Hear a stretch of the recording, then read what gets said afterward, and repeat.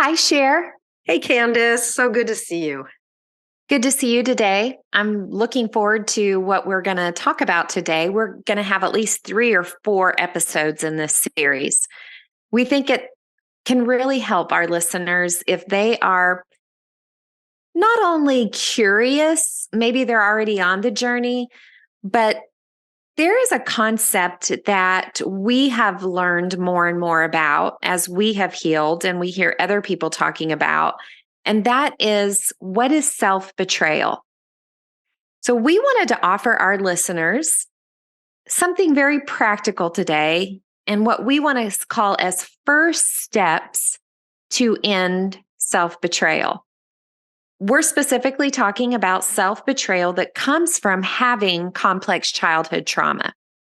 As littles, when we were not getting our needs met in a developmental way that caused us to be able to develop healthily, emotionally, physically, mentally, spiritually, we didn't turn towards those who weren't meeting our needs or those who were abusing us and name them as bad. We actually turned towards ourselves and named ourselves as bad and wrong. And we began a developmental process of self-betrayal. And so we want to just break this down into 3 first steps that we could possibly take to end the craziness of what it means that we are in self-betrayal. So I'm going to just ask you if you want to tackle, what is that first step to ending self-betrayal? Yeah, the first step and these are steps we just came up with. So it's not that there couldn't be 100 different ones, but the first thing we talked about was the need for us to really begin to be honest about how we're doing, to be honest about the quality of our life. And are we living the life that we really want to be living? Do we have the quality of relationships that we want to have? Are we working the job that we want to have? Do we have the pace of life that we want to have? Or do we feel like our life is a big struggle and that many aspects of our life really is a big struggle? And that might be even physical things, it might be emotional things, it might be relational things. But I think we get caught up in this swirl of doing life a certain way, and we just keep doing life that way. And we cope and we try to survive. And we've kind of even lost hope that things can even be better or even great, where we can experience the kind of life and love that we really long for, that our hearts were made for. Mm-hmm. And so the first step is really to begin to look at what is the truth and to begin to name that with some level of honesty, first to ourselves, and then perhaps finding another person who we can begin to speak the truth with. Mm-hmm. Yeah, that's good. We know that we all have struggles in life, Yeah. right? Every human being can have hard things happen and struggle. But coming from complex childhood trauma, these are struggles that we often don't even know we have Yeah. initially because they are in our subconscious and but they are consistent. And so if we look at our history, we will notice that there's just certain things that continually pop up from time to time. And so we're not talking about, just having struggles.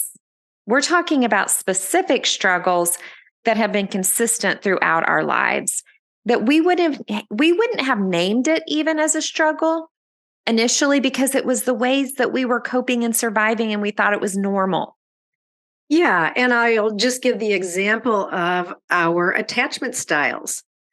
Do we want to feel loved and cared for and seen and known, and yet we avoid intimacy? Mhm. So, whatever our attachment style is that came out of our wounds of trying to be connected to the people in our lives that really were there to teach us what it is to love and be loved, and so just attachment styles has a huge impact, I will say, on every aspect of our lives, and yet so often we don't have a concept of this at all. Mm-mm. In fact, we oftentimes think, initially, what's wrong with all these people?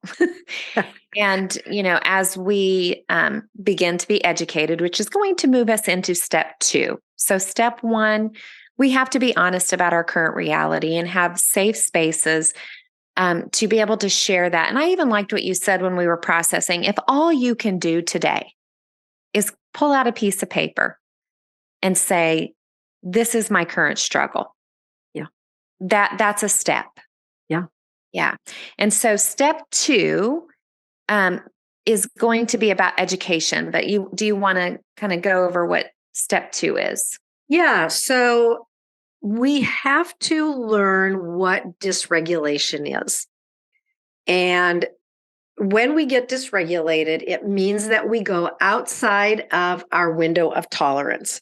And we have talked about this in some previous episodes, but just a very quick recap is if you think of your level of tolerance being on that, or your window of tolerance being on that scale from 1 to 10, with the lower end, 1, 2, 3, is kind of that hypo arousal where I tend to shut down. Everything gets quieter and slower in a way that just is where I'm disconnected. I don't stay present, I'm dissociating. And that's hypoarousal. The other end of the spectrum, like 7, 8, 9, is or 8, 9, 10 is hyperarousal, where everything gets fast and I get anxious and I'm moving fast and I'm trying to solve situations and I'm trying to get myself out of what I am perceiving as being dangerous, being danger. And where we want to be on the window of tolerance is in that middle section where we feel safe, where we feel at rest, where we feel in our relationships like we're connecting well and where there's a sense of love and well-being. When we get dysregulated, and this can happen from anything that triggers us in our limbic brain, which is that middle part of our brain where we store all of our previous memories, our beliefs, our emotions, and so much more. But when we get triggered, that will cause us to go into some or to have some memories of being in fight, flight, freeze, or fawn. And then we get dysregulated. We will move toward hypoarousal or hyperarousal. We are dysregulated at that point, and we are then doing life out of a place of being dysregulated. And when we are in that place of dysregulation, our prefrontal cortex goes offline, and we cannot think clearly and rationally a lot of times. And so we feel that a really important step of stopping this pattern of self-betrayal is learning what dysregulation is and learning what do I do when I am dysregulated. Mm-hmm. Beginning to become familiar with some of the things that trigger me. And then when I'm triggered, what happens? Mm-hmm. Yeah. So it is being aware of what's going on in your body, which Yep. you and I both have shared this before. We didn't know what the heck was going on in our body when we started this. Yeah. I didn't know that my hyper arousal was a trauma response. I thought it was an amazing gift I had to get a lot of shit done. Yeah. Yeah. And the truth is I could, but I also wasn't healing. So there's a difference. And so this we're talking about healing from self-betrayal Yeah. that comes from complex childhood trauma. And yeah, you also mentioned when we were talking about step 2 is we're not going to get into this because we could do a whole episode on this and we probably will. But it is going to be where we begin to hear that inner child or that wounded place and what's going on. What are we hearing? What are we thinking? And before we can really do that, I think that leads us into step 3. Yeah. Yeah. Do you want to talk about step 3, Candace? Yeah, I can share a little bit. Are you making me talk about step 3 because you know this No, no, no, was no, the no. hardest? This was We're the hardest one for me. we're both in here. We're both in different ways, but Yeah, well, it's so funny. We should put slow down or maybe speed up, but yeah. I think no, really it's slowing down because honestly, if you are going into hyper arousal, you also have to slow down and notice that's what's going on, even Yeah. though your body's slowing down. Um, and so yeah, it's step 3 is just slowing down. And we said there's a couple ways that you can slow down. One is to know that in the moment, because see, you're naming your current reality, that you have some sadness, confusion, pain, anger. You've named that. You have now learned what dysregulation is and what's happening in your body.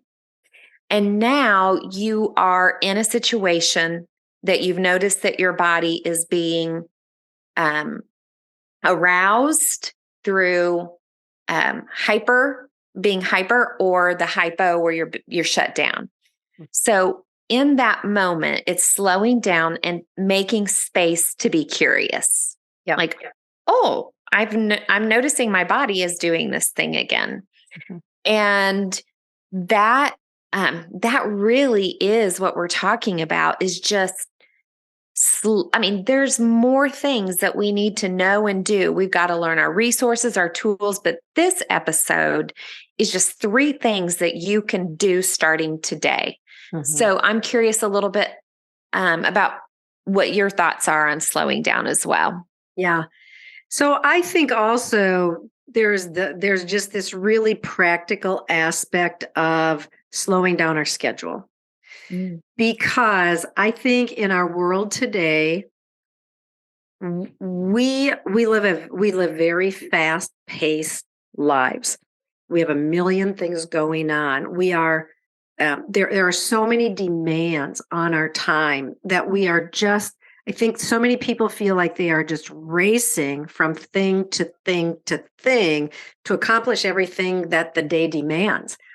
And so and some of this is a coping mechanism. Like if we stay busy enough, we can numb out. It becomes a drug or an addiction where we don't have to face the hard things or deal with the our self betrayal, because we're just busy and we're numbing out. So, but I think if we want to stop self betrayal, we have to slow our schedule down so that we can begin to get in tune with what is going on in my body. What does dysregulation look like um, for me? I cannot do this healing journey if I have a million things going on and I don't have time to really take a look at what is real for me. So Yeah. so I think that's just a really, and again, that's something that can be done today, is like, how can you make time in your week where you could have 30 minutes or an hour where you sit and you be reflective and you journal, or you take a walk and you Mhm. ponder, Yeah, just just slowing down. yeah, just intentional. So those moments that are just kind of hitting us out of nowhere, we can't plan for that, but we can still like, oh, this is when I need to just slow down and breathe for a moment. And Yeah. then you're talking about just being very intentional to have some space in your week where you can slow down. I want to want to say something about self-betrayal, because I do think we named that we turn against ourselves as children. But self-betrayal is really, you begin to live a life that does not align with who you truly are, what you truly want, need, and desire. And so this is why we do this work, is that there's a discovery process. When you've lived in self-betrayal, you have a hard time even naming those things. Yeah. Well, and I think some aspects of self-betrayal are the level of judgment that we heap up against ourselves. The inner critic. When we have complex childhood trauma, we usually, almost always, maybe always, there is a very loud inner critic where we are continually beating ourselves up. And we have to slow down so that we can begin to recognize what are the words that our inner critic uses against ourselves. What are the judgments that I heap upon myself day after day, week after week, year after year? We have to become aware in order to heal. And in order to become aware, we have to slow down. I'm so glad that you brought the inner critic up, because if you have a strong inner critic, it is a clue. It's data. Because who is that inner critic? Who is that inner critic? So even if you align with the Christian faith and believe that we have an enemy, right? Who is the accuser? He is the critic. But if you were raised with a strong belief consistently in who you are and what is true, you combat that like that. But if you are in agreement with it and you get stuck in it, it's just something to be curious about. Yeah, because underneath it, for sure, there will be shame.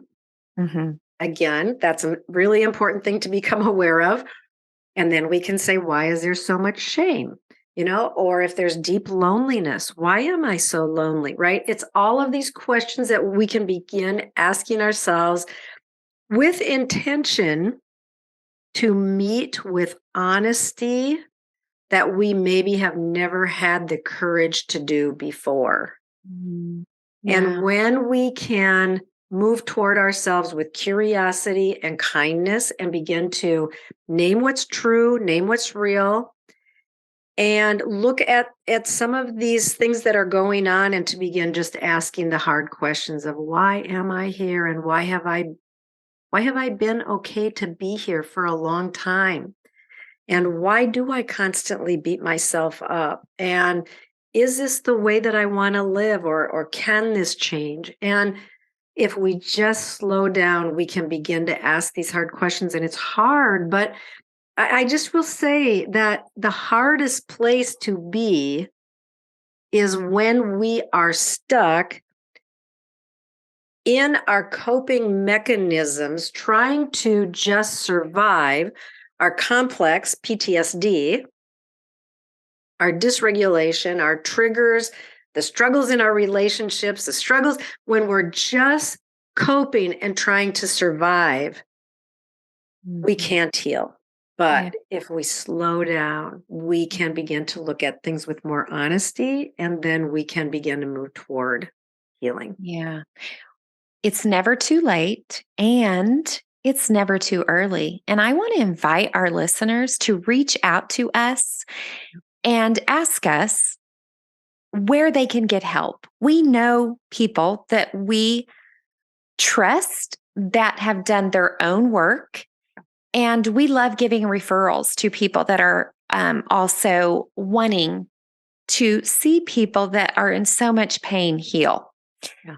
We had recently someone reach out to us in their 20s, and I was so moved by this person's email. He had been listening to our episodes, and he wanted to know who could help him.